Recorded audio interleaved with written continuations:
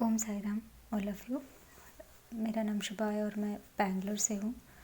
मैं पूरा नाम बताना नहीं चाहती हूँ, लेकिन मैं चाहती हूँ कि जो मेरे साथ हुआ है मैं वो शेयर करूँ सबके साथ।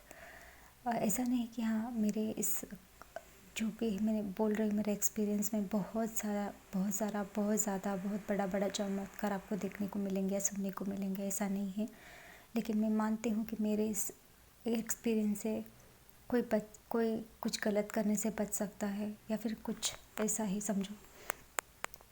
तो फिर शुरुआत में ऐसे करती हूँ कि मेरे हस्बैंड का तब जॉब नहीं था। मेरी एक बेटी है, अभी वो 2.5 साल की है, लेकिन जब ये सब कुछ हुआ वो 2 साल की होने वाली थी। मतलब वो अभी 2 साल को होने में उसका 1 महीना पेंडिंग था, तब की बात है। तो मेरा हस्बैंड का किसी कारण की वजह से उनका जॉब चला गया था। तो फिर मैं अकेली थी जिसको घर संभालना था, बच्चे का देखभाल करना था। तो मैंने सोचा कि क्यों ना मैं थोड़ा पार्ट टाइम जॉब देख लूँ। और बीच में ना थोड़े दिन मुझे बहुत सारे मैसेजेस आते थे व्हाट्सएप में कि आपको वर्क फ्रॉम होम अपॉर्चुनिटी है, तो अगर आप इंटरेस्टेड है तो मैसेज बैक कीजिए। तो उस दिन तक मैंने कभी उस चीज़ में इंटरेस्ट नहीं डाला, कभी मैंने देखा भी नहीं, कभी मैं उसको इतना इंटरेस्ट लेके देखती भी नहीं थी। मुझे लगता था पता नहीं फालतू के कुछ आते रहते हैं, तो फिर मैं उतना इग्नोर कर देती थी, फिर डिलीट कर देती थी बिना पढ़े। देख देख के थक गई थी मैं। लेकिन पता नहीं उस दिन मुझे क्या हो गया था। और वो जून 16 2023 की बात है जब ये मेरे साथ हुआ। तो ऐसा हुआ कि मुझे एक व्हाट्सएप मैसेज आया, तो उसमें किसी का नाम इंट्रोड्यूस हुआ था कि मैं यहाँ किसी कंपनी से कुछ एचआर बात कर रही हूँ। तो अगर आपको सही लगे तो मैं आपको बोलना चाहती हूँ कि ये काम क्या है। तो उसने मुझे एक्सप्लेन किया कि यहाँ पे कुछ नहीं, सिर्फ आपको होटल्स के रिव्यूज़ देने हैं या फिर आपको कुछ वीडियो सब्सक्राइब करने या लाइक करना, उसका आपको पैसे मिलेंगे। मैं इससे पहले और एक बात बताना चाहती हूँ कि मुझे इससे पहले कुछ भनक नहीं था कि सब चीज़ें हो रही है, कुछ लोगों के साथ ये सब मतलब धोखाधड़ी हो रही है। तो इस चीज़ का मुझे कभी पता नहीं था कि ऐसे मैसेज करके लोग धोखा दे रहे। तो मैंने सोचा ठीक है फिर देख लेते हैं, अगर दिन में अगर 500-1000 रुपये पे अगर एक्स्ट्रा कमा लिया जाए तो ठीक है ना। तो मतलब ऊपर का खर्चा ऊपर चला जाएगा, तो फिर थोड़ा तो मदद हो पाएगा जब तक मुझे मेरे हस्बैंड को नौकरी में नहीं मिलती तब तक। तो मैंने सोचा ठीक है देख लेते हैं क्या है ये चीज़। फिर उसने बोला कि आप एक 10 वीडियोस को लाइक कर दीजिए, उसके बाद हम लोग आपको पेमेंट कर देंगे, आपका अकाउंट नंबर सब दे दीजिए। मैंने सोचा 10 वीडियोस को मैंने सब्सक्राइब किया, फिर बाद में उनको स्क्रीनशॉट भेजा कि मैंने सब्सक्राइब किया हुआ है ये 10 वीडियोस।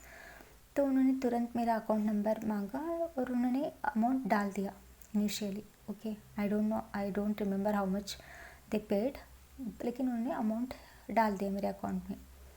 फिर उन्होंने बोला अगर आप कंटिन्यू करना चाहते हैं तो हम आपको ना एक टेलीग्राम ग्रुप में आपको ऐड करेंगे, वहाँ पे एक एडमिन रहेगी तो आपको गाइड करेगी। तो जो व्हाट्सएप में जो लड़की या लड़का जो भी मुझे मैसेज किया था उसने इतना ही बोला कि आपको अभी टेलीग्राम ग्रुप में ट्रांसफ़र कर दिया जाएगा, आप वहाँ पे कंटिन्यू कर सकते हैं और डेली आप इनकम ले सकते हैं। फिर उन्होंने क्या किया, उसने मुझे टेलीग्राम में एक ग्रुप में ऐड कर दिया। एक और एडमिन बोल के किसी को मुझे इंट्रोड्यूस कर दिया टेलीग्राम ग्रुप में। हालांकि बातचीत नहीं होती थी, सिर्फ टेक्स्ट मैसेजेस में ही हमारी कम्युनिकेशन होती थी। फिर बाद में उन्होंने टेलीग्राम ग्रुप में जिसको एडमिन बोल के उसने मुझे इंट्रोड्यूस कराया था, उसने मुझे और 2 टास्क कराए, फिर उसका भी पैसे डाले। फिर उसने मुझे और आगे मतलब आगे इस चीज़ बढ़ाने के लिए कि आगे आप अच्छे से इनकम करें, उसके लिए उसने बोला कि आपको एक ग्रुप में मैं ऐड करूँगी, वहाँ पे बहुत सारे लोग आप जैसे खेल रहे हैं, तो आप उनके साथ ही वो ग्रुप में आप पैसे डालते जाइए, स्क्रीनशॉट जितने भी आप लाइक करेंगे सब्सक्राइब करेंगे, at the end of the day हम आपको पे कर देंगे।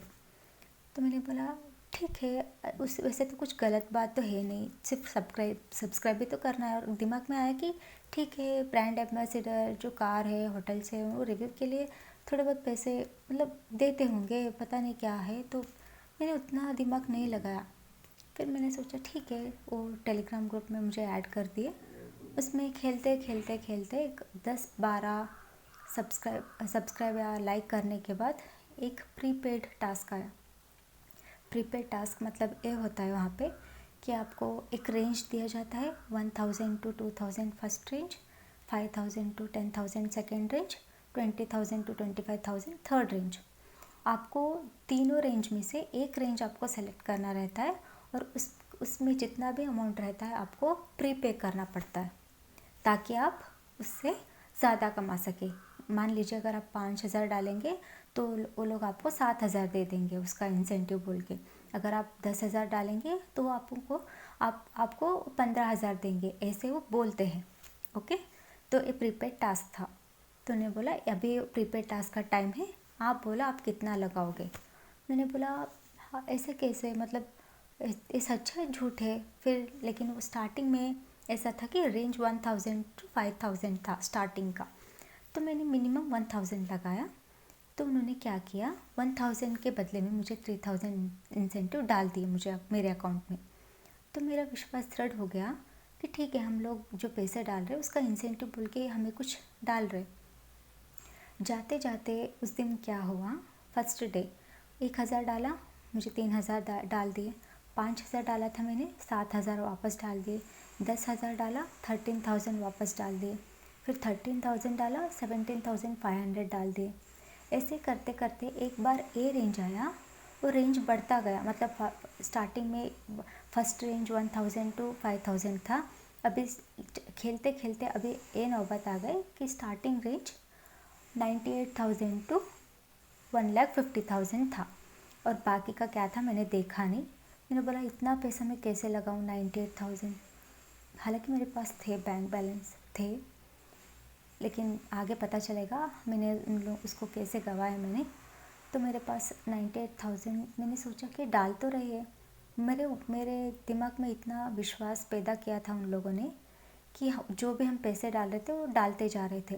कहाँ तक डाला उन्होंने, 17,500 तक उन्होंने वापस डाला मुझे। उसके बाद जो भी प्रीपेड टास्क आया उसका फर्स्ट रेंज ही था 98,000 से स्टार्ट होने वाला। फिर मुझे लगा ठीक है 98,000, मैंने पता नहीं मेरा ख़राब टाइम मैंने डाल दिया 98,000।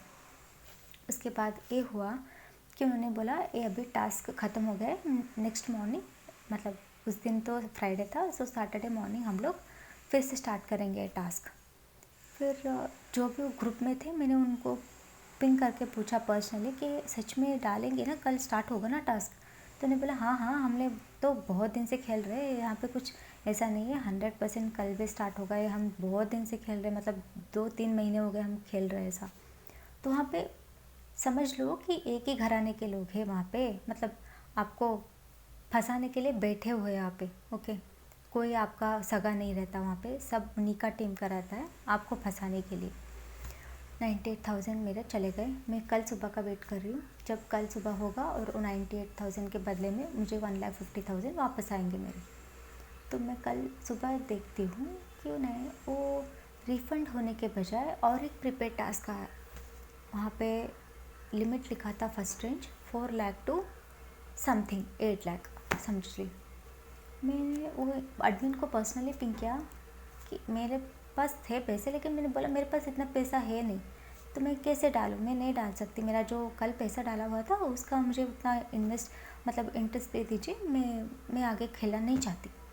तो उसने मुझे पिंग किया, आप इन बिटवीन टास्क को नहीं छोड़ सकते, अगर आप छोड़ देंगे तो आप जितना पैसा डाले वो डूब जाएगा। मैंने सोचा, तब मुझे थोड़ा थोड़ा मतलब कहीं ना कहीं लग रहा था कि ऐसा कैसे हो सकता है। फिर भी वो बोल रही है, वो उनका इंग्लिश और उनका ग्रामेटिकल और वो एक्सप्लेन करने की चीज़ और वो जो खेलते हैं वो उनका कम्युनिकेशन देख के आप अंदाज़ा भी नहीं लगा सकते कि आपको धोखा हो रहा है। ठीक है, तो उसके बाद मैंने फिर ठीक है, अभी जो पैसा गया वो तो लेना है ना, तो फिर हो सकता है 4 लाख और वो 98,000 दोनों मिला के इंटरेस्ट आ जाएगा मुझे। तो फिर मैंने 4 लाख भी डाल दिए। ये नेक्स्ट डे मॉर्निंग की बात है। और इससे पहले जब मॉर्निंग हुआ था तो मैंने हस्बैंड को मैंने बताया कि ऐसा ऐसा है। हालांकि वो पहले दिन घर में नहीं थे, वो दूसरे लोकेशन को गए थे। उसी दिन सुबह आए थे, तो आते ही मैं सब कुछ बोल दिया उनको। उन्होंने 4 लाख डालने से पहले मेरा मुंह देखा, उन्होंने पता नहीं वो कुछ बोलना चाह रहे थे, कुछ बोला नहीं, और उनको पता था कि 98,000 इसने कल डाल के रखा है तो वापस लेना है। ना ही उनका दिमाग चला उस वक्त, ना ही मेरा दिमाग चला। हम लोग और 4 लाख डाल के बैठ गए। फिर ऐसे करते करते उन्होंने, पता नहीं एक साइट रहता है वहाँ पे जाके वो कुछ कैलकुलेशन वगैरह कुछ करते हैं। उसके बाद ऐसा वहाँ पे चार्ट बनता है कि ओके आपके अकाउंट में इतना जाएगा, इतना जाएगा, इतना जाएगा। वो सब एक प्लान रहता है, स्क्रिप्ट लिखे से रहते हैं। आपको ऐसे आपके पोर्टल में दिखता रहता है कि आपके अकाउंट में इतना जाएगा, उनके अकाउंट में इतना जाएगा, ऐसा ऐसा होगा सब कुछ। तो ऐसे खेलते खेलते मुझे सब लोग एकदम से ब्लेम करने लगे ग्रुप में कि तुमने गलती कर दी, ये क्यों चूज़ किया, एक ये करना था, एक क्यों किया, गेम में ये सब किया, तुम्हें मनी का वैल्यू पता नहीं, ऐसा नहीं, तुम्हारे वजह से हम सबका पैसा डूबने वाला है, ऐसा वैसा कुछ करके एक गलती ऐसा ऐसा किया कि मैंने कुछ गलती कर दिया है खेलते खेलते। ठीक है, आपको मतलब ए सेलेक्ट नहीं करना था, आपको ए सेलेक्ट करना था, आपने ऐसा कैसे किया, आपके वजह से हम सब लोगों का पैसा चला जाएगा, ऐसा वैसे सब लोग डांटने लगे मुझे ग्रुप में। मैंने सोचा ऐसा क्या हो गया भगवान, मतलब मेरा तो 5 लाख ऐसे ही चला गया, अभी अभी मेरे से क्या गलती हुई। तो वो एडमिन ने मुझे मतलब प्यार से समझाया, नहीं एक गलती हो गया है, कोई बात नहीं, हम उसको सुधार सकते हैं, मेरे टीम में ना देख रहे उसका क्या क्या रिकवरी हो सकता है उसका। फिर वो रिकवरी के नाम पे उन्होंने ये बोला कि सब लोग ना 5-5 लाख डाल दो, फिर हम उसको रिकवर कर सकते। समझे आप बात? अब सब लोग 5-5 लाख रुपए डाल दो अकाउंट को एज ए रिकवरी अमाउंट, और जो रिकवरी अमाउंट आप डाल रहे हैं वो भी आपको इंटरेस्ट के साथ मिलेगा। तो मेरा ऑलमोस्ट ऑल 5 लाख चले गए थे। तो उनका एक कहना था कि मुझे और 5 लाख डालना है। शायद जो भी सुन रहा है ये चीज़, उनका मन कर रहा होगा कि मुझे आकर एक थप्पड़ लगाए अगर मैं ये चीज़ करने वाली रहूँगी तो। अब और मैंने वो चीज़ किया। 5 लाख जो मैंने अपनी बेटी के नाम पे रखा था, मैं जब वो मेरे कुक में थी, उसको एफडी के नाम पे मैंने सेविंग्स रखा था 5 लाख। पता नहीं उसका मैच्योरिटी अमाउंट कितना हुआ था, अभी वो उसका मैच्योरिटी डेट नहीं आया था, लेकिन मैंने उसको तोड़ दिया।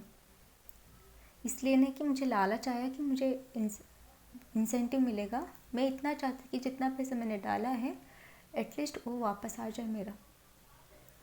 तो मैंने मेरी बच्ची का जो एफडी है उसको तोड़ के मैंने उन लोगों को 5 लाख डाल दिया कि भगवान के लिए मैंने जितना पैसा डाला है मेरा पैसा मुझे वापस दे दो। क्योंकि फ़िलहाल मेरे हस्बैंड का जॉब नहीं है, मैं मानती हूँ कि मेरे से गलती हो गई, मैं उन लोगों का पर भरोसा किया, लेकिन उस वक्त मेरे दिमाग में कुछ नहीं आ रहा था। मेरे सिर्फ इतना था कि मेरे जितना पैसा गया है वो मुझे वापस लौटा दे। मुझे नहीं चाहिए आपका कोई इंटरेस्ट, कोई इंसेंटिव्स, कुछ नहीं चाहिए। जितना मैंने डाला है उतना मुझे वापस दे दो, मुझे खेलना भी नहीं है आगे। लेकिन मैं इस तरह से फंस गई थी उस जाल में ना, मैं निकल ही नहीं पाई। वो दिन 5 लाख चला गया। फिर ऑलमोस्ट ऑल हम लोग 10 लाख डाल दिए उनको। फिर नेक्स्ट डे मॉर्निंग उन्होंने बोला कि आपको अभी टैक्स भरना पड़ेगा। आप सबको रिकवर हो गया है, रिकवर के अमाउंट के साथ। ये फ्राइडे स्टार्ट हो गया था, फ्राइडे ख़त्म होने तक मैं 98,000 डाली थी, और सैटरडे ख़त्म होने तक मैं 10 या 11 लाख डाली थी उनको।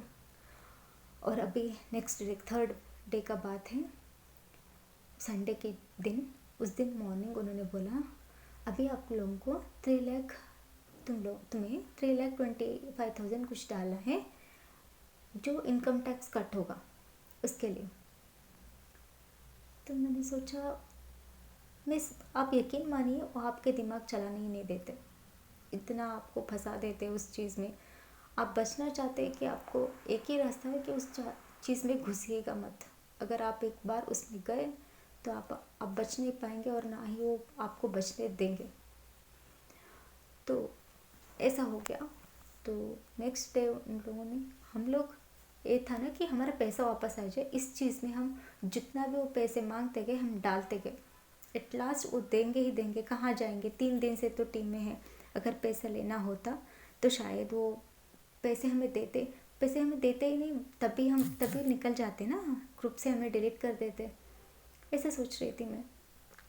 उसके बाद हुआ ये कि 3 लाख डालने के बाद उन्होंने बोला कि आप खेलते खेलते एक गलती की थी, इसके लिए वो आपको 5 लाख और मांग रहे हैं, क्योंकि आपने गलती किया है तो उन लोगों को लग रहा है कि आप उनके ऊपर ट्रस्ट नहीं करते और आप खुद के सबके टीम को धोखा देना चाहते, इसीलिए आपको 5 लाख और मांग रहे हैं। वो सिर्फ सिक्योरिटी डिपॉजिट के जैसा है, जैसे आप डालेंगे उनको यकीन हो जाएगा कि आप किसी को धोखा नहीं दे रहे थे खेल में, वो बाय मिस्टेकली आपसे वो बटन दब गया था। ठीक है, जो कल का रिकवरी अमाउंट था वो तो हमने डाला था कि उन्होंने बोला ये सोल्यूशन है उसके लिए, तो हमने 5 लाख तो पिछले दिन ही डाल दिया था। लेकिन अभी वो नया नाटक उनका शुरू हो गया कि आप कुछ गलती किए थे, सबका अमाउंट तो उन्होंने दे दिया, सिर्फ आपका अमाउंट रुक के रखा है, क्योंकि उनको आपके ऊपर डाउट है कि आप सबको धोखा देना चाहते और सबका पैसा हड़पना चाहते। तो इस वजह से आपको 5 लाख का सिक्योरिटी अमाउंट डिपॉजिट करने के लिए बोल रहे। तो मैं एडमिन जो भी थी उसको पर्सनली पिंग करके बोला मैंने, आप एक काम कीजिए, मेरे पास तो अभी पैसा है नहीं, हमारे पास था नहीं पैसा, हम सब जो भी वो नेक्स्ट डे मांगे थे तब मेरे पास जितना भी पैसा था वो सैटरडे इवनिंग तक ख़त्म हो गया था, बैंक बैलेंस जितना भी था सब कुछ ख़त्म हो गया था। संडे को डालने के लिए मेरे पास 1 रुपये भी नहीं था। मैंने हस्बैंड किसी चीज़ के लिए लोन लिए थे, उसमें से उन्होंने 3 लाख डालने के 3 लाख बचे थे जो उन्होंने मुझे दिया, जो मैंने डाला। और जो चीज़ बाकी के पैसे हम लोगों ने, जो गोल्ड था घर में, वो गोल्ड लोन लेके 4 लाख उनको डाल दिए थे, उसी दिन जाके डाल दिए थे। अब शायद जो इस चीज़ सुन रहे हैं ना मुझसे, शायद उनको इतना गुस्सा आ रहा होगा कि कितनी पागल है, इतनी बेवकूफ़ है। मैं हो गई थी उस वक्त बेवकूफ़, सही बोल रहे आप। फिर हम लोग ने टोटली 18,19,000 उनको डाल दिए। फिर हम वेट कर रहे थे कि अब आएगा पैसा, तब आएगा पैसा। उन्होंने मॉर्निंग 12 o'clock तक हमने सारे पैसा डाल दिया। फिर उसके बाद हम वेट करें कि अब आएगा तब आएगा, 3 बज गए। फिर मैंने पूछा क्या हुआ, अभी तक अमाउंट नहीं आया। तो उसने एक स्क्रीनशॉट भेजा, उसमें UTR ID सब था। पता नहीं कितने प्लानिंग से उन्होंने बनाया था कि UTR ID आया है, मेरा नाम था, मेरे को ट्रांसफ़र हो, सब स्क्रीनशॉट था उसमें डाल के ना। पता नहीं कोई क्या चीज़ एडिट किए थे, UTR ID था उसमें, मतलब जो ऑनलाइन में ट्रांजेक्शन होने के बाद UTR ID आता है ना। तो मैंने देखा अच्छा ठीक है, लेकिन मेरे अकाउंट में तो पैसा आया नहीं, सिर्फ UTR ID इसमें स्क्रीनशॉट में दिखा रहा है। तो वो बोलती है मुझे बहुत ज़्यादा अमाउंट है ना, तो शायद आपको ट्रांसफ़र होने में वक्त लग रहा है। 4 बज गए। जब मैं बहुत ज़्यादा उनको पूछने लगी ना, 4 बजकर शायद 5 मिनट हो गया था। मेरे हस्बैंड और मेरा बहुत बुरा हाल था। घर में मेरी बच्ची थी जो 2 साल की होने वाली थी, नेक्स्ट मंथ उसका बर्थडे था, और हम दोनों बहुत परेशान थे। अगर ये लोग हमने चीट कर दिए तो क्या करेंगे अभी। तो देखते ही देखते मेरे हस्बैंड को पता नहीं कुछ सिक्स सेंस आया, कुछ पता नहीं, उन्होंने बोला कि तुम जितने भी चार्ट किए हो ना वो सब एक वर्ड पैड में डाल के ना सेव कर लो एक फाइल में। पता नहीं अभी एक टेलीग्राम में ना अगर ये डिलीट भी कर देंगे तो कुछ मिलेगा नहीं, सबका सब डिलीट हो जाता है, नहीं हमारा चार्ट रहता है उनका मैसेज रहता है। तो अब एक काम करो, सारा स्क्रीनशॉट डाल के ना एक वर्ड पैड में छपा लो। तो मैंने ऐसा किया, सारा स्टार्टिंग टू एंडिंग सब स्क्रीनशॉट डाल के मैंने वर्ड पैड में सेव कर लिया। हालांकि कुछ उसका यूज़ होने वाला था नहीं, डाल के रख दिया। और करेक्ट 4 बजकर 5 मिनट हो गया था। जैसा कि हमें सिक्स सेंस बोल रहा था, उन्होंने स्टार्टिंग से लेकर एंड तक सारा का सारा मैसेज डिलीट कर दिया और हमें उस ग्रुप से हटा दिया गया। ये चीज़ हुआ 3rd डे संडे के दिन शाम को 4 बजे के बाद। जैसे उन्होंने डिलीट किया, मेरा और मेरे हस्बैंड का ना पैरों तले के ज़मीन खिसक गई हमारी। समझ में नहीं आ रहा कि करे क्या। सासू माँ थे घर में, उन्हें कुछ पता नहीं चलने दिया हम लोगों ने। पता नहीं ऐसा लग रहा था कि कुछ शब्द ही नहीं था, क्या करूँ। मैं किसको संभालूँ, खुद को संभालूँ, मेरे हस्बैंड को संभालूँ, क्या करूँ, ऐसे हालत हो गया उस वक्त।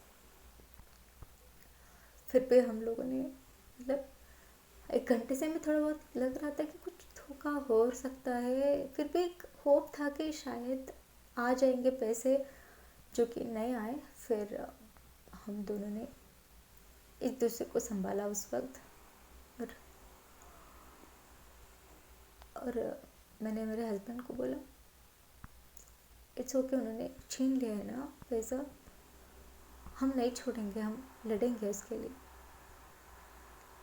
फिर हमने तुरंत रेडी हो गए और नज़दीकी पुलिस स्टेशन को गए और हम लोगों ने बोला कि ऐसे ऐसा हुआ है। तो वो संडे था, वो सिर्फ नॉर्मल पुलिस स्टेशन ही ओपन था। तो उन्होंने उसमें से कुछ लोग डांटे और कुछ लोग ने समझाया, समाधान किया कि आप उनको डांटे मत, मतलब कुछ जान को मत कर लीजिएगा, कोई आपके पैसे आ जाएंगे, आज नहीं तो कल। आप ना कल जाके साइबर सिक्योरिटी में आप कंप्लेंट कर दीजिए, क्योंकि आज संडे, आज कोई नहीं रहेगा।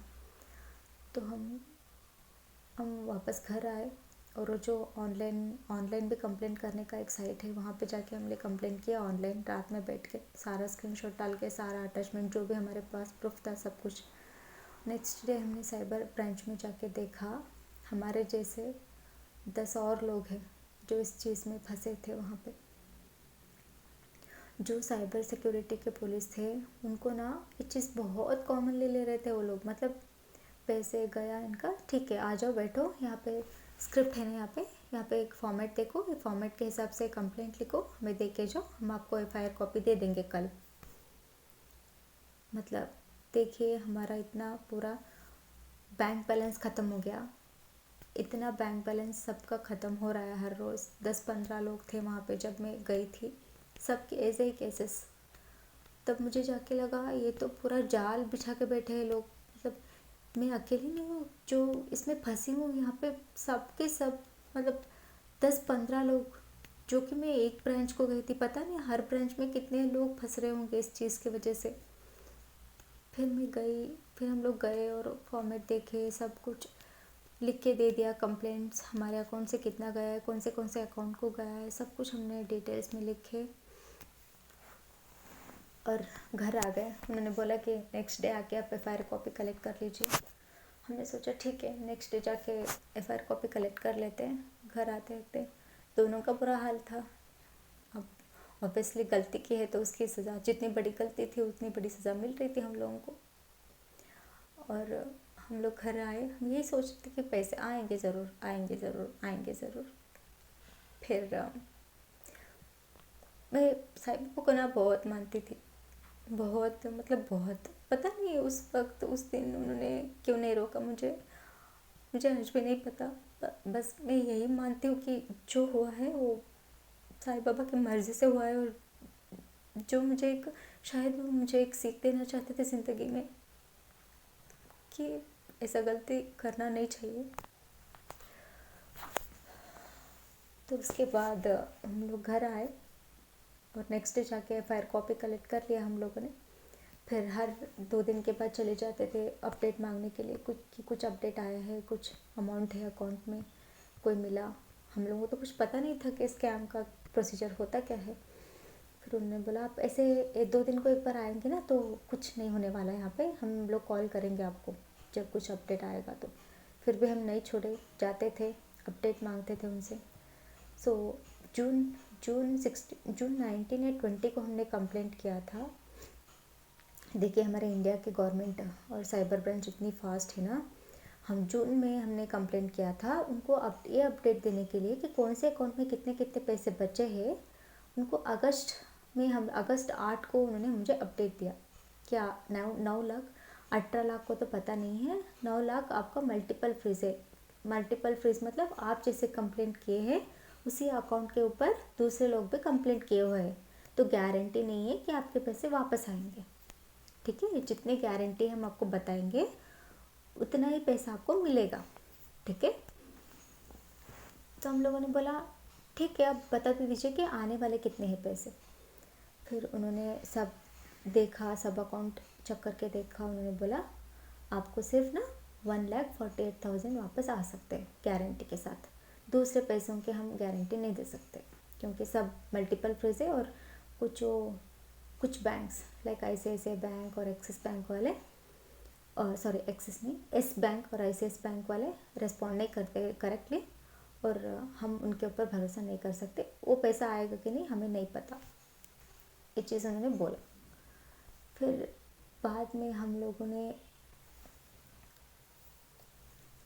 ने ये किया कि ठीक है, जितना अभी पैसे वापस लाने के लिए क्या प्रोसीजर है, वहाँ पे भी और एक प्रोसीजर, हमें कोर्ट ऑर्डर लेके आना पड़ता है कि हमारा इतना पैसा वापस, मतलब अक्यूज़ हुआ है हम विक्टिम से, हमारा इतना पैसा इस अकाउंट से वापस लौटा दीजिए। वो भी हमें ही करना पड़ता है, क्योंकि गलती भी तो हमें नहीं किया है ना। तो ऑर्डर कॉपी लेने के लिए हमें एक चाहिए था एडवोकेट। उसने बोला, जो साइबर ब्रांच वाली जो हमारी केस देख रही थी, उसने बोला अगर आपको एडवोकेट पता है तो ठीक है, आप उनके थ्रू जाके ऑर्डर कॉपी ले आइए। अगर नहीं पता है तो हम आपको रेफ़र करेंगे। हम लोगों को तो कोई पता नहीं था बेंगलोर में कि किस एडवोकेट के पास जाए। हम लोग कभी ऐसे सिचुएशन आए नहीं हमें। तो हमने बोला अभी साइबर ब्रांच वाले हमारे केस पे हैंडल कर रहे हैं, तो आसान हो जाएगा, इन्हीं के थ्रू जाएंगे। तो उसने एक एडवोकेट का नंबर दे दिया।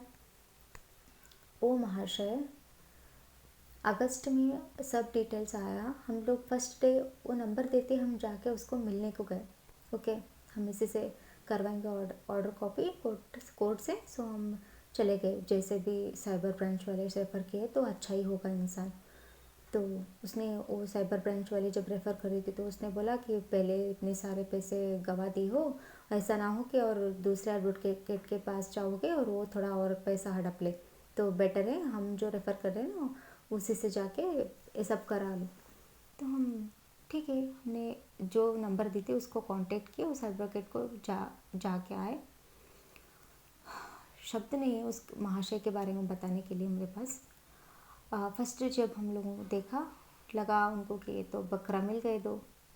तो उसने बोला कि ठीक है, मैं तो 8 दिन में सब कर दूंगा, सब ठीक हो जाएगा, हम नहीं छोड़ेंगे। वो जो भी आपके साथ ऐसे उनको रिवेंज लेना पड़ता है, आप ऐसे ही कैसे छोड़ोगे? अगर आपको कोई थप्पड़ मारेगा तो थोड़ी ना आप ऐसे छोड़ दोगे, सो उनको रिवेंज लेंगे हम, सब ऐसा केस लड़ेंगे, वैसा केस लड़ेंगे। बोलना बोलना बोलना बोलते ही रह गया वो। फिर हम लोगों को पास तो कोई चारा था नहीं उसके सुनने के बजाय। हाँ कि मैं ऐसे इंसान हूँ नहीं जो दूसरों के इतनी खिटपिट सुनूँ, या फिर मुझे पसंद नहीं है इतने सारे चीज़ बात करने, एक्स्ट्रॉर्डनरी बात करने वाले, और वो भी यूज़लेस बात करने वाले मुझे पसंद नहीं है। लेकिन उस वक्त हम लोग बहुत मजबूर थे। जो भी उसने सुना, जो भी उसने सुनाया, सब सुना हम लोगों ने। उसके बाद उसने थोड़ा एडवांस पैसे मांगे, 1,000 5,000 तक हम लोग उसको भी दे आए। उसके बाद जब ऑर्डर कॉपी हमने उसको बनाने के लिए बोला, वो महाशय 8 दिन बोला था जब स्टार्टिंग हम उसको मिलने के लिए गए। उसके बाद उसने हमें ना ही अपडेट दिया ना कुछ दिया। फिर हम लोग हर बार जाते थे उसके पास, कोई अपडेट आया है तो बोलता था नहीं अभी वो कोर्ट तो शिफ्ट होने वाला है, सब कोर्ट जब शिफ्ट होगा तभी आ जाएगा सब कुछ अपडेट। ऐसा करते करते 1 महीना 1.5 महीना बीत गया। हम लोग जाना छोड़े नहीं, जाते थे उसका वही आंसर रहता था। फिर वो कोर्ट भी शिफ्ट हो गया। शिफ्ट होने के बाद क्राइम ब्रांच का एक नया कोर्ट बनने वाला था, वो भी बन गया। उस बीच में क्या हुआ, उसने जो हम हमारे ऊपर मेहरबानी करके जो एप्लीकेशन डाला था ऑर्डर कॉपी के लिए, वो ऑर्डर कॉपी भी इधर से उधर करने में कहीं घूम गया। ठीक है, तो जब भी हम उसे फ़ोन करते थे ना, वो चीज़ वो लॉयर को पता थी कि ये खो गया है। ठीक है, इसका ये फाइल, इनका ये जो एप्लीकेशन मैंने डाला था ये खो गया। उस इंसान को वो चीज़ पता थी, लेकिन वो हमसे ये झूठ बोलता रहता था कि नहीं अभी जज ना लीव पे चला गया है, तो वो आने तक हमें वेट करना पड़ेगा।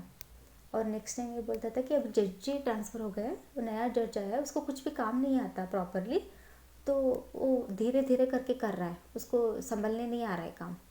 ऐसे इसको बहुत ही मतलब फुलिश से भी फुलिश रीजंस देता था, एक्सक्यूज़ेस देता था। हालांकि प्रॉब्लम ये था कि हमारा एप्लीकेशन खो गया था। उसी टाइम पे मेरे साईं बाबा ने एक इंसान को भेजा, उनका नाम था विठल सर, और वो हमारे नॉर्थ कर्नाटका से ही थे। तो उनको हमने ऐसे ही, हम एक बार कोर्ट गए थे वो लॉयर से मिलने के लिए। वो लॉयर हमसे मिलने नहीं आया। हम सुबह से शाम तक बैठे रहे वहाँ पे, एक 5 मिनट के लिए वो मिलने नहीं आया। तो हम आते आते वो इंसान वो इंसान हमसे मिल गया, मतलब उस इंसान से हमारी भेंट हुई। उनका नाम था विठल सर। हमने उनको बोला कि ऐसे ऐसे प्रॉब्लम है, ये लॉयर कुछ अपडेट नहीं दे रहे सर। वो पुलिस कांस्टेबल थे, मतलब वो इंसान वो थे जो वहाँ के केस साइबर ब्रांच से लेकर यहाँ पे कोर्ट में आके ले आते थे। उस इंसान से हमारी मुलाकात हुई। तो उनको सब पता था कि ये सब केसेस कैसे होते हैं और प्रोसीजर क्या होता है, सब पता था उनको। तो उन्होंने हमारी हेल्प कर दी। तो फिर हमने लॉयर को फ़ोन करना बंद किया और हमने बोला कि सर प्लीज़ आप कुछ कीजिए, हमें बहुत सता रहा है ये इंसान। जब भी आ रहा है कुछ ना कुछ एक्सक्यूज़ दे रहा है, कुछ ना कुछ बोल रहा है, हमें भगा दे रहा है यहाँ से। तो उसने बोला देखा और वो सर ने भी एक बार नेक्स्ट हफ्ते भी गए हम लोग, नेक्स्ट हफ्ते भी सेम। वो लॉयर मिलने आए ही नहीं हम लोगों को, सुबह से शाम हो गई, 5 मिनट के लिए नहीं आया। हालांकि हम बोले तो छोड़ो, विठल सर ने खुद फ़ोन किया, आ जाओ थोड़ी देर के लिए, ये लोग मिलने चाह रहे तुम्हें। हाँ, क्योंकि केस उनको भी पता रहता है, क्योंकि वो पुलिस कांस्टेबल है जो कि हम वहाँ का साइबर ब्रांच का जो भी केसेस है वहाँ पे आके यहाँ पे एफआईआर करने के लिए वही इंसान साइबर ब्रांच से यहीं लेके आते। तो उनको सब पता था। उस दिन भी वो नहीं आया तो विठल सर को पता चला कि ये इंसान बहुत गलत मिला है तुम लोगों को, तो आप चिंता मत करो, आप चले जाओ, मैं आपका देख लूँगा। फिर हमें उस टाइम वो साई के बंदे लग रहे थे। फिर हम आए और हर 2 दिन के बाद उनको कॉल करते। फिर उन्होंने एप्लीकेशन ढूंढने में हमारी मदद की, एप्लीकेशन ढूंढा, निकाला। फिर बाद में एक दिन बुलाया और एक दिन वो लॉयर का कॉल आता है, मैडम आपका ना ऑर्डर कॉपी होने वाला है आज, तो आ जाइए आप। तो फिर हम चले गए। तब तक वो हमारे पास से 15,000 रुपये ऑलरेडी ले चुका था, क्योंकि बोल रहा था कि एडवांस में देना पड़ेगा क्योंकि खर्च हो गए यहाँ पे। पैसा तो ले लिया और इतना हम लोगों को नचा लिया अपने इशारों पर। लेकिन विठल सर आए थे, उनके सामने उसका कुछ नहीं चला। विठल सर आके वहाँ पे साइबर ब्रांच में भी जाके उन लोगों को डांटा कि कैसे इंसान को आपने रेफ़र किया है। पूरे दिन खड़े रहते वहाँ पे, लेकिन उसको उन लोगों को 5 मिनट मिलने नहीं आता, झूठ बोल के भगा दे रहा वहाँ पे जाके उन्होंने भी हंगामा किया, उनको भी डांटा जिन्होंने रेफ़र किया है। तो वो भी थोड़ा शांत हो गए और वो लॉयर को ना प्रेशराइज़ करने लगे कि जल्दी कर दो उनका, वहाँ पे आके ना हंगामा करे तो उनका काम जल्दी कर दो। फिर वो ठिकाने पे आया लॉयर। फिर एक कॉल आया कि आप आ जाइए। उस दिन गए हम लोग, थोड़ा उधर उधर घूमे जैसा नाटक किया वो लॉयर ने, जो भी 1 घंटा था। उसके बाद 1 घंटे के बाद ऑर्डर कॉपी मिला हम लोगों को। फिर हम वो ऑर्डर कॉपी लेके साइबर ब्रांच में आके नेक्स्ट डे हम लोगों ने सबमिट कर दिया। सबमिट करने के बाद यहाँ पे भी वो कितना अमाउंट के लिए पता है, 1,48,000 के लिए हम इतना सब कुछ स्ट्रगल कर रहे थे। अब तक सिर्फ 1,48,000 वापस आना है। इस चीज़ के लिए हम लोगों को 3-4 महीना धक के खाने पड़े। साइबर ब्रांच, कोर्ट कचहरी, साइबर ब्रांच, इनके पास जाओ, कभी उनके पास जाओ, कभी इनको हाथ जोड़ो, कभी उनको हाथ जोड़ो। ये सब चला हमारे साथ 4 महीने तक। उसके बाद हम लोग ना वापस आ गए घर को ऑर्डर कॉपी देके। फिर बोला ठीक है, अभी 8 दिन में, उन्होंने बोला कि 8-10 दिन में हो जाएगा, कोई प्रॉब्लम नहीं है। 8 दिन हो गए, 10 दिन हो गए, अभी अमाउंट रिफंड नहीं हुआ हमारा। फिर पूछने चले गए एक दिन, तो तब बोलते हैं इसका भी गारंटी नहीं है, क्योंकि इसका भी मल्टीपल फ्रीज हो गया अभी इस अमाउंट के ऊपर भी। मुझे एकदम से बुरा लगा, इतना हम लोग तड़पे हैं 4 महीने 5 महीने से, इतना धक्के खा रहे, और आज जाके आप ऐसा बोल रहे। आप ही ने गारंटी दिया था कि इतना अमाउंट तो आएगा आपका, हमें पैसों की बहुत ज़रूरत है सर, अब कुछ करिए। उन लोगों को करुणा दया बहुत कम रहती है, साइबर ब्रांच वालों को, पुलिस वालों को भी, बहुत सारे लोगों में से, सबको नहीं बोल रही, बहुत सारे लोगों को। तो उन्होंने ऐसा बोला। फिर मन ख़राब हो गया, घर को आए। फिर कुछ नहीं, अभी क्या कर सकते हैं, जितना हमें करना था सब कुछ कर दिया हमने। अब आना है नहीं आना है भगवान के ऊपर है। तो साईं बाबा को प्रार्थना किया, आप इतना तो पैसा वापस लौटा दीजिए बाबा, हमें बहुत ज़रूरत है, बहुत तंगी में है हम। कुछ बैंक बैलेंस नहीं है, इनका जॉब नहीं है, घर में छोटी बच्ची है, मैं अकेली जॉब करती हूँ, कुछ ठिकाना नहीं है बाबा, कुछ तो कीजिए। फिर उसी बीच हमें खाटू श्याम बाबा का कुछ पता चला। खाटू श्याम बाबा के मंदिर जाके आए हम लोग। थोड़ा थोड़ा थोड़ा ना, जैसे जैसे वक्त बीतता गया, हालांकि अमाउंट नहीं आया था, लेकिन साईं बाबा ने ना थोड़ा थोड़ा थोड़ा हिम्मत देना स्टार्ट किया, ताकि हम थोड़ा इंसान में आ सके। तब तक तो पता नहीं हम कहाँ खो गए थे दोनों, कुछ पता नहीं, दिमाग ही नहीं चलता था हमारा। फिर मैं अपने पेरेंट्स को एक चीज़ नहीं बताई थी, क्योंकि मेरे पापा हार्ट पेशेंट है। मैं उनको कुछ टेंशन नहीं देना चाहती थी, लेकिन मेरी माँ ना, मेरे साईं बाबा के रूप ही लगती है मेरी माँ। तो मेरे मुझसे बर्दाश्त नहीं हुआ, तो मैंने एक दिन कॉल करके मम्मी को बोला कि ऐसा ऐसा हुआ है, इतने पैसे चले गए माँ, मैं क्या करूँ, मेरे मेरे बेवकूफ़ी की वजह से। तो मेरी माँ बोली, पहले तो परेशान हो गई, लेकिन उसने बोला कि बेटी को टूटते हुए नहीं देखना चाहती थी। तो उसने बोला, कोई बात नहीं, पैसा ही तो गया है ना, कोई बात नहीं, तेरे पास हिम्मत है तो इतना बहुत कमाएगी। अगर किसी को जान को कुछ हो जाता, किसी को कुछ हो जाता घर में, तो ऐसे समझ कि हॉस्पिटल में स्पेंड किए वो पैसे, ऐसे समझ कि तो कहाँ पे कहीं पे गरीबों को दान दिया है तूने उस पैसों को, ऐसा सोच ले, ऐसा मत कर। मतलब इतना तेरे पैसे ही तो लेके गए, तेरा नसीब थोड़ी ना लेके गए। ऐसे सब कुछ उन्होंने समझाया मुझे। फिर उसने मम्मी ने पापा को बिना पता चले मुझे पैसों का थोड़ा हेल्प कर दिया। उस वक्त बहुत ज़रूरत थी मुझे, 1,00,000-2 लाख की हेल्प कर दिया माँ ने मुझे। उनके पास जो सेविंग्स था और उनके जो भी थोड़ा बहुत रेंट आता था, सब कुछ मिला के मुझे हेल्प करती गई 2 महीने 3 महीने तक। फिर ऐसा हुआ, हम लोग खाटू श्याम मंदिर चले गए, और उस बीच मेरे बेटी का बर्थडे भी हो गया था। और सब कुछ होने के बाद, और हम लोग ना सब कुछ होने के बाद अभी थोड़ा बहुत इंसान में आ रहे थे हम लोग, सबके साथ घुल मिल कर, जो हुआ हो गया। अभी तो जितना धक्के खाने थे खा लिया, जो भी हमसे बन पड़ता था हमने कर दिया। अभी पैसे आने वाला है नहीं, या नहीं है, भगवान को पता। फिर हम लोगों ने क्या किया, शिरडी को जाने का मन बना लिया हम लोगों ने कि शिरडी को जाके आएंगे। लेकिन क्योंकि लास्ट टाइम हम जब गए थे कुछ भी हमारे प्लान के हिसाब से नहीं हुआ था, तो इस बार शायद हम शिरडी को जाके आएंगे। पैसे तो हाथ में थे नहीं, थोड़े बहुत थे जो माँ ने दिया हुआ था, थोड़े बहुत थे जो मेरे सैलरी से बचा हुआ था, बस उतना ही। ऐसा नहीं था कि हम 10,000 खर्च करते जाने आने के लिए, इतना इतना उस वक्त हमारा सिचुएशन था नहीं। अभी शुरुआत है मेरे साई का चमत्कार। तो हम लोगों ने सोचा कि शिरडी जाके आना है, हम लोगों को पता नहीं क्या होगा कैसा होगा, लेकिन जाना है बस। तो फटाफट से मेरे पापा मम्मी आए हुए थे मेरे घर को, तो हम लोगों ने डिसाइड किया, पापा मम्मी ने भी तुरंत हाँ कर दिया, ठीक है जाके आएंगे हम लोग। फिर टिकट सब बुक हो गए।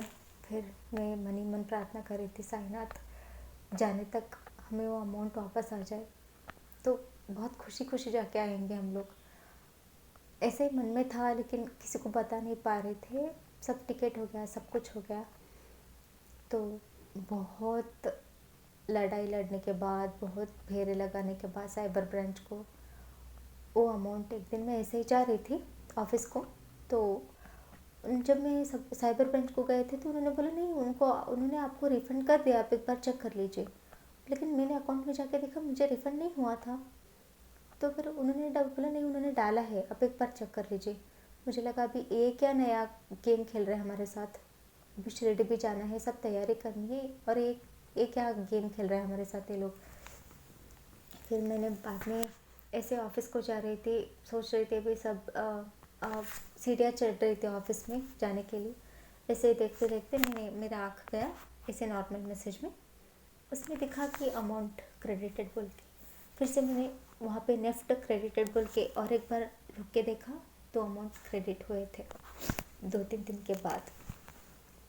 फिर हमने वो साइबर ब्रांच के पुलिस को थैंक्स बोला कि आया है सर, तो हम लोग खुशी खुशी साईं बाबा को जाने के लिए रेडी हो रहे थे।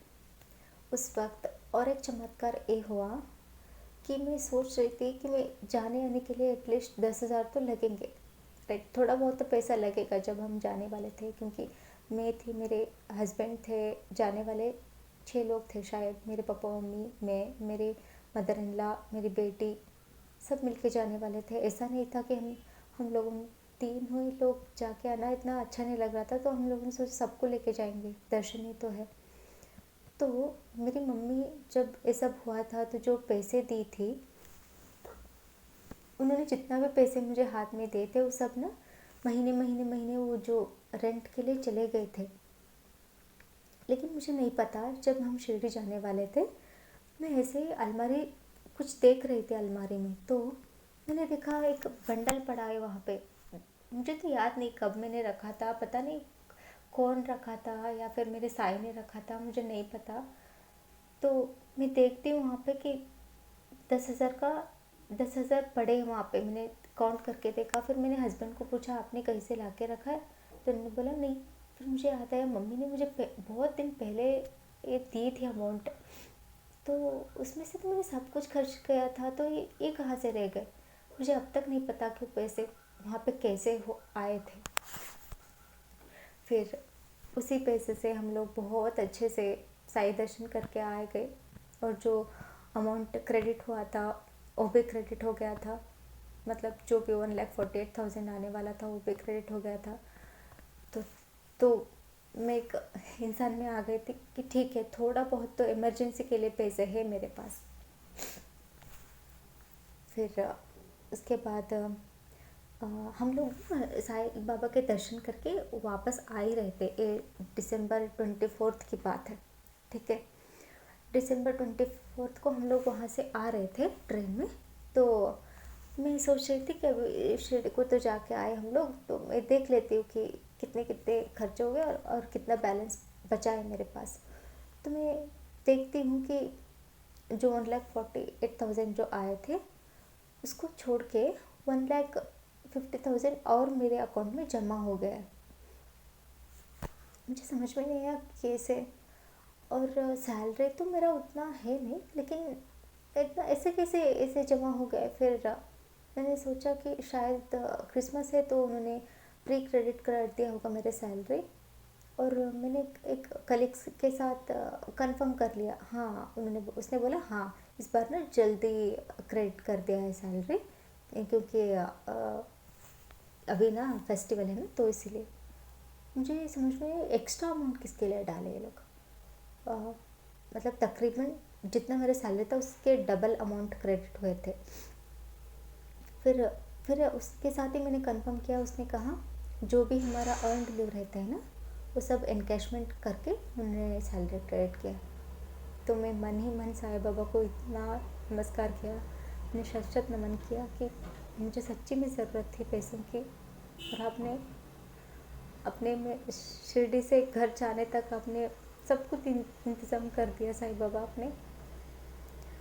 और मैं जानती हूँ कि मुझसे गलती हुई है और मेरे कर्मों की वजह से ये गलती हुई है और मुझे भुगतना है, मैं भुगती हूँ। लेकिन मुझे पता है कि मेरे साईं मेरे साथ है। तो वैसे तो मेरे में हिम्मत है कि मैं कमाऊँगी, लेकिन शायद मैं एक्सपीरियंस इसीलिए बोल रही हूँ, शायद कोई और साई डिवोटी गलती ना करे जो मैं की हूँ। शायद पता नहीं, मुझे एक्सपीरियंस शेयर करने का मन किया तो मैंने किया। चाहे आप मुझे बेवकूफ़ समझे, कुछ समझे, मुझे नहीं पता, लेकिन मैं चाहती थी कि आपको एक्सपीरियंस शेयर करूं। और मैं जानती हूँ कि मेरे साईनाथ मेरे साथ हमेशा है। मैं नहीं चाहती कि मेरे साथ जितने भी पैसे का मतलब धोखे से चले गए, जो भी हो वापस आएंगे नहीं आएंगे कुछ नहीं पता मुझे, लेकिन इतना पता है कि मेरे साईनाथ मेरे साथ है, और कुछ भी वो कम पड़ने नहीं देंगे मेरे साथ। और एक खुशी की बात बोलना चाहती हूँ आप लोगों को कि हमने एक अपार्टमेंट लेने का बहुत दिन से सोच रहे थे। तो हम जिस एरिया में रहते हैं उसी एरिया में एक अपार्टमेंट ले रहे हैं और शायद फरवरी या मार्च में उसका हैंडओवर मिल जाएगा हम लोगों को। तो हालांकि उसका आधा अमाउंट मेरे पेरेंट्स ने हेल्प किया है और आधा अमाउंट हम लोन लिए हैं, लेकिन मुझे यकीन है मेरे साईनाथ हमें बहुत ताकत देंगे, हम वो लोन जल्दी चुका पाए और जितना मेरे पापा मम्मी ने हेल्प किया है उनका भी अमाउंट हम उनको वापस दे दें। जय Sai Ram. Take care of everyone. Bye. अगर आप भी हमारे साथ अपना कोई अनुभव साझा करना चाहते हैं या फिर कोई भी सवाल पूछना चाहते हैं या कुछ भी मैसेज करना चाहते हैं तो आप हमसे इंस्टाग्राम, ईमेल आईडी और व्हाट्सएप के थ्रू जुड़ सकते हैं। हमारी ईमेल आईडी है bandeheham@gmail.com। स्क्रीन पर ईमेल आईडी मेंशन की गई है। आप सबसे ये रिक्वेस्ट है कि काइंडली करेक्ट स्पेलिंग चेक कर लें। हमारी ईमेल आईडी में बंदे हैं हम में डबल ए है। प्लीज़ करेक्ट स्पेलिंग पर मेल करें, वरना आप किसी और जगह भेज देंगे एंड वो हम तक नहीं पहुंच पाएगी। ऑल्सो अगर आप हमें मेल करते हैं तो विदिन 5 डेज़ आपको रिप्लाई भी दे दिया जाता है। अगर उस दौरान रिप्लाई नहीं आता है तो काइंडली करेक्ट आईडी पर वापस मेल भेजें। अगर आप व्हाट्सएप के माध्यम से जुड़ना चाहते हैं तो हमारा व्हाट्सएप नंबर है 6206008273। आप सबसे रिक्वेस्ट है कि प्लीज़ मैसेज करें और ऑडियो भी आप भेज सकते हैं, पर कृपया कॉल ना करें। कॉल पिक नहीं की जाएगी और ना ही कॉल पर बात करने का रिक्वेस्ट डालें। आप अपने मैसेज भेज दें, आपको हम अपने टाइम के हिसाब से रिप्लाई कर देंगे।